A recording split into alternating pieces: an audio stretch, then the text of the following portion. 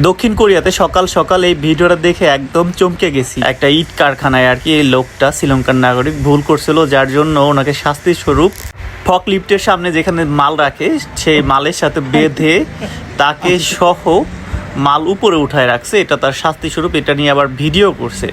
আর এই ভিডিওটা দক্ষিণ কোরিয়ার বিভিন্ন মিডিয়া, বিভিন্ন আপনার ওয়েবসাইট সেখানে প্রচুর পরিমাণে ভাইরাল হয়েছে। আমি একটু পরে দেখাইতেছি কোন ওয়েবসাইট থেকে এই ভিডিওটা নেওয়া, এবং এটা কিন্তু এই মাসেরই 23 তারিখের ভিডিও।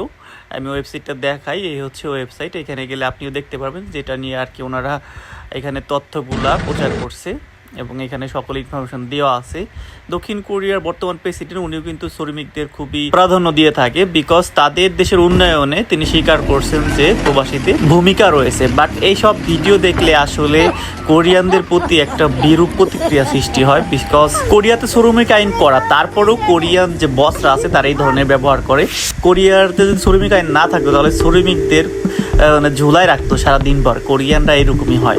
আর সব কোরিয়ান একই না, অনেক কোরিয়ান আছে অনেক ভালো, শ্রমিকদের খুবই ভালোবাসে, নিজের ছেলে মেয়ে বা বাড়ির লোকজন ফ্যামিলির মতো ওইরকমই দেখে। বাট কিছু কিছু কোরিয়ান আছে তাদের আসলে ব্যবহারগুলো এইরকম হয়, যেটা ভিডিওতে দেখতে পারতেছেন।